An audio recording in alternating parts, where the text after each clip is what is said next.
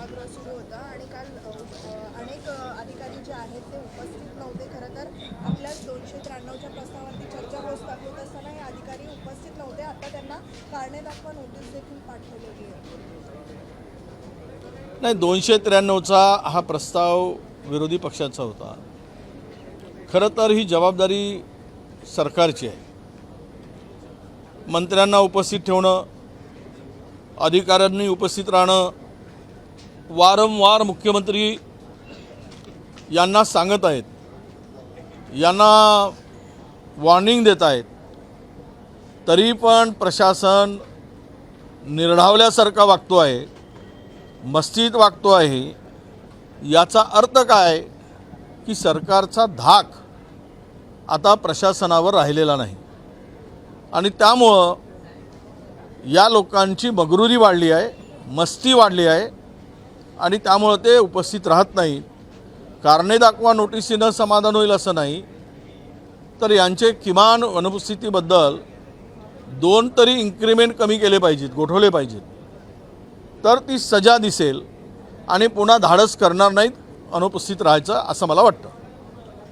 दुसरीकडे शेतकऱ्यांच्या कर्जमाफीची मुदत आहे ती परत एकदा वाढवली आहे, त्यामुळे तारीख पे तारीख कर्जमाफीसाठी दिली जाते सरकारकडून असं वाटतंय. बघा, 36,000 कोटीची कर्जमाफी घोषित केली आणि पुरवण्यामध्ये 20,000 कोटीची तरतूद केली. याचा अर्थ असा आहे की 16,000 कोटी कुठून आणणार? जर एक रकमी रक्कम शेतकऱ्यांच्या खात्यात घालायची आहे, तुम्ही ते गॅप कुठून देणार 16,000 कोटीची? याचा अर्थ ही बनवाबनवी आहे आणि बनवाबनवी करत नेऊन जे आकडे फुगवून सांगितलेत, जी फसवी कर्जमाफी आहे.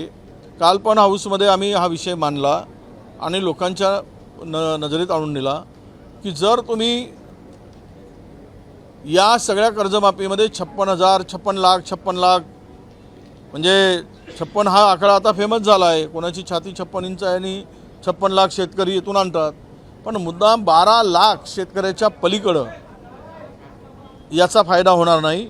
ही तर कर्जमाफी शेवटच्या ह्याच्यामध्ये लक्षात येईल की 10-12 हजार कोटीच्या वर असणार. हा केवळ एक सोंग आणि फार्स असणार आहे, हे आता लपून राहिलेलं नाही. त्यामुळे तारीखवर तारीख देऊन टाईमपास करतील आणि शेतकऱ्याला आत्ता हंगाम सुरू झाला आहे. शेतकरी वाट बघतो आहे, कर्जातून मुक्त झालं की नवीन कर्ज घेईल, कारण त्याला ते खरीपाचा आपला हंगाम करणं फार कठीण आहे, पण ते होत नाही. हे दुर्दैवानं या शेतकऱ्याच्या संदर्भात या सरकारची भूमिका ही दुप्पट्टी आहे, हे आता दिसून आलेलं आहे.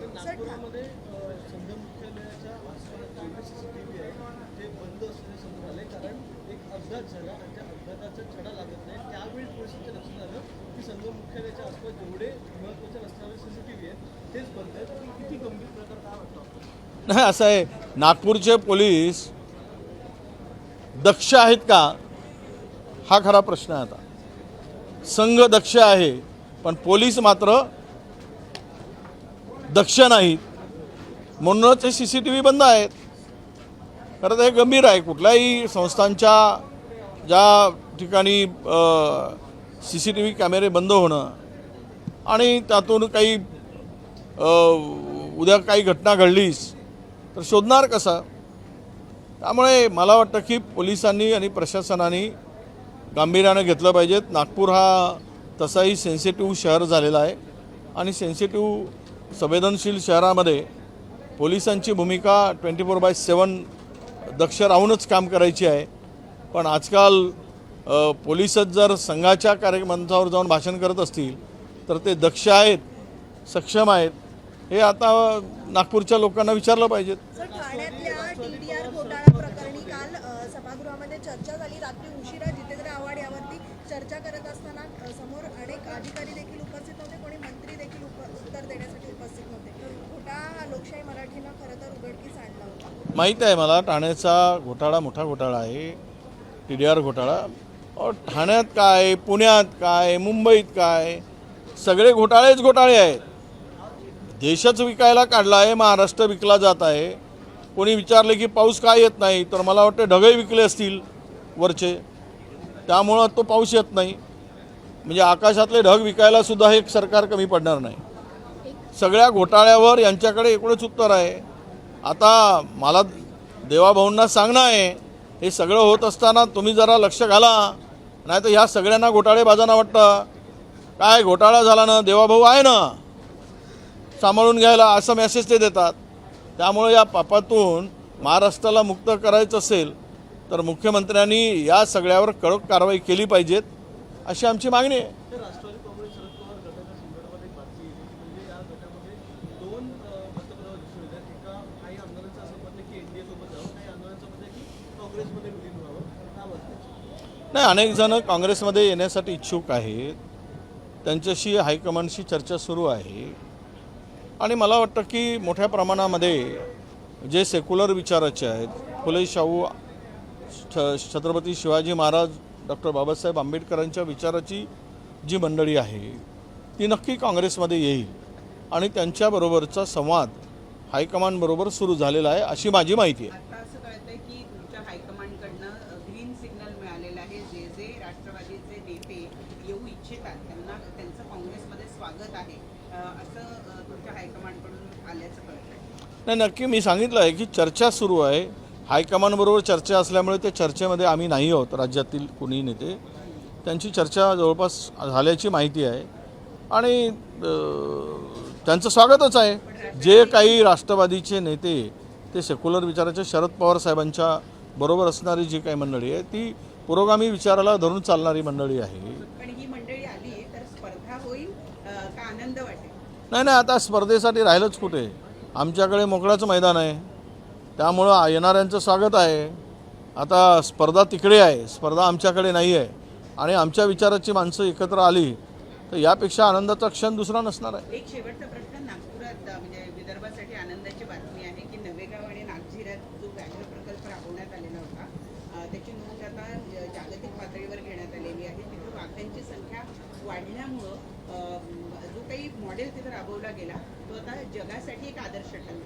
नाही, आनंद आहे ना, सरकारमुळे वाघ वाढलेत आणि त्यामध्ये मंत्र्यांचा फार मोठा वाटा आहे असं जर सरकारला वाटत असेल.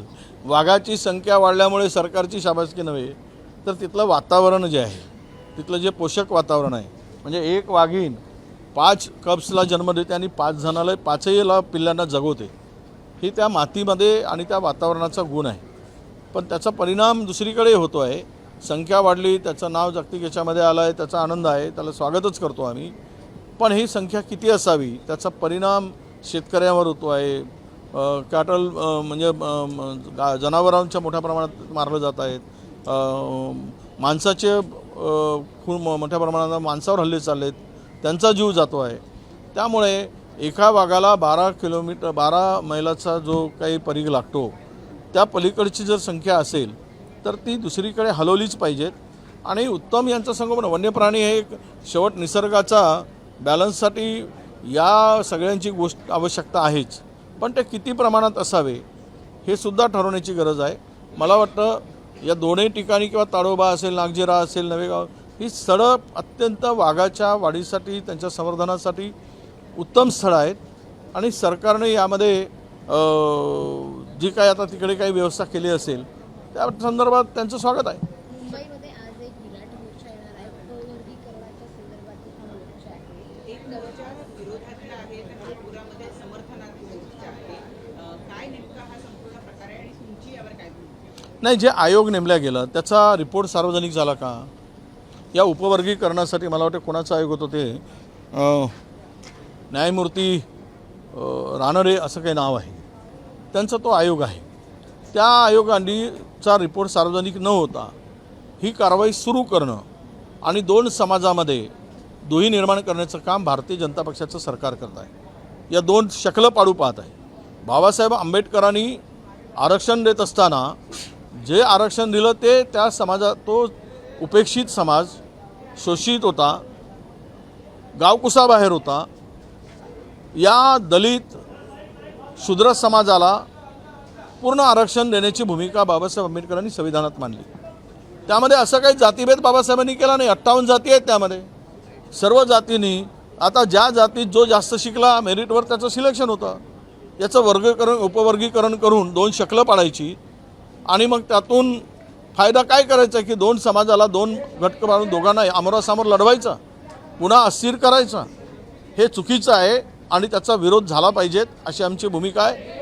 त्या मोर्चाला आमचं समर्थन आहे. सर एक पेपर लीक को देखा जा रहा है कि अंतर मतलब दो राज्यों के बीच का रैकेट है और ये कहा जा रहा है कि इसमें मकोका लगाया जाए अगर पूरा मामला एक सामने आता है तो टीटी पेपर। देखो, मैं कल भी हाउस के अंदर में यही कहा था कि ये जो टोली है इसमें ये पेपर लीक बार बार करने वाली ये अंतर्राष्ट्रीय टोली है और वो इससे यही पता चलता है कि ये पेपर कहीं तैयार करने के लिए अदर स्टेट में तो नहीं गए थे, टीटी के, और वहाँ से कनेक्शन लगाकर उन्होंने ये से पेपर को लीक करने का काम किया. सरकार ये गोपनीयता क्यों नहीं रखती है? सरकार के पास में पूरी तरह यंत्रणा है, उसका उपयोग करके ये बातें कभी होना ही नहीं चाहिए और महाराष्ट्र ही क्यों लक्ष्य होता है.